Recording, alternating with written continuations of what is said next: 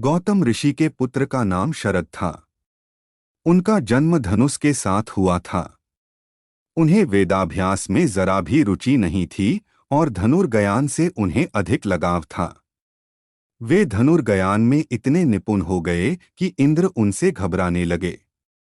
इंद्र ने उन्हें साधना से डिगाने के लिए संपा नामक एक देवकन्या को उनके पास भेज दिया।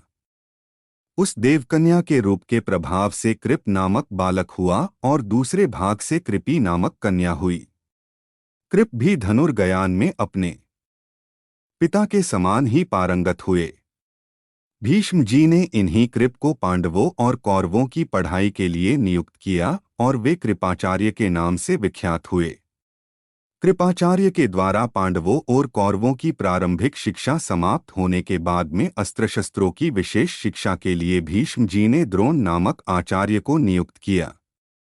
द्रोण के साथ प्रशत नाम राजा के पुत्र द्रुपद भी पढ़ाई कर रहे थे तथा दोनों में प्रगाढ़ मैत्री हो गई।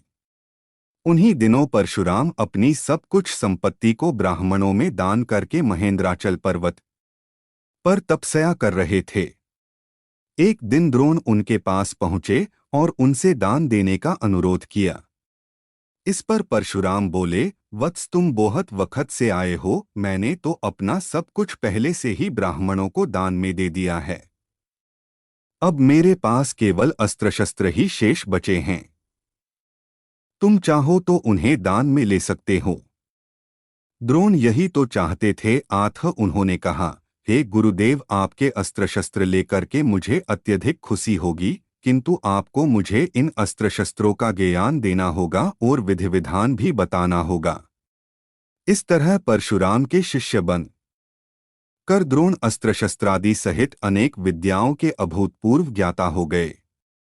ज्ञान प्राप्त करने के बाद द्रोण का विवाह कृपाचार्य की बहन कृपि के साथ हो गया। कृपि से उनका एक पुत्र हुआ। उनके उस पुत्र के मुख से जन्म के समय अश्व की ध्वनि निकली, इसलिए उसका नाम अश्वत्थामा रखा गया। किसी प्रकार का राजाश्रय प्राप्त न होने के कारण द्रोण अपनी पत्नी कृपि तथा पुत्र अश्वत्थामा के साथ निर्धनता के साथ रह रहे थे। एक दिन उनका पुत्र अश्वत्थामा दूध पीने के लिए चिल्ला रहा था, किंतु अपनी निर्धनता के कारण द्रोण पुत्र के लिए गाय के दूध की व्यवस्था न कर सके। अकस्मात उन्हें अपने बाल्यकाल के मित्र राजा द्रुपद की याद आया, जो कि पांचाल देश के नरेश बन चुके थे। द्रोण ने द्रुपद के पास जाकर कहा, मित्र, मैं तुम्हारा सहपाठी रह चुका हूँ। मुझे दूध के लिए एक गाय की जरूरत है और तुमसे सहायता करने की अभिलाषा लेकर मैं तुम्हारे पास आया हूँ। इस पर द्रुपद अपनी पुरानी दोस्ती को भूलकर तथा स्वयं के नरेश होने के अहंकार के वश में आकर द्रोण पर बिगड़ उठे और कहा, तुम्हें मुझको अपना दोस्त बताते हुए शर्म नहीं आती? दोस्ती केवल समान वर्ग के लोगों में होती है, तुम जैसे गरीब और मुझ जैसे राजा में नहीं। अपमानित होकर द्रोण वहां से लौट आए और कृपाचार्य के घर गुप्त रूप से रहने लगे। एक दिन युधिष्ठिर आदि राजकुमार जब गेंद खेल रहे थे तो उनकी गेंद एक कुएं में जा गिरी। उधर से गुजरते हुए द्रोण से राजकुमारों ने गेंद को कुएं से निकालने के लिए मदद मांगी। द्रोण ने कहा, यदि तुम लोग मेरे और मेरे परिवार के लिए भोजन का प्रबंध करो तो मैं तुम्हारी गेंद निकाल दूंगा। युधिष्ठिर बोले, देव, यदि हमारे पितामह की अनुमति होगी तो आप सदा के लिए भोजन पा सकेंगे। द्रोणाचार्य ने तत्काल एक मुट्ठी सींक लेकर उसे मंत्र से अभिमंत्रित किया और एक सींक से गेंद को छेदा।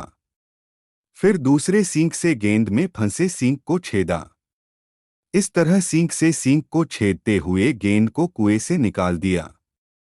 इस अद्भुत प्रयोग के विषय में तथा द्रोण के टोटल विषयों में प्रकांड पंडित होने के विषय में ज्ञात होने पर भीष्म पितामह ने उन्हें राजकुमारों के उच्च शिक्षा के नियुक्त कर राजाश्रय में ले लिया और वे द्रोणाचार्य के नाम से विख्यात हुए। दोस्तों, अगर वीडियो पर आप पहली बार आए हैं तो चैनल को सब्सक्राइब कर लीजिए। आपके लिए ही मेहनत करके वीडियो बनाया गया है, लाइक और सब्सक्राइब तो कर ही सकते हैं। आज के लिए बस इतना ही, मिलते किसी और दिन।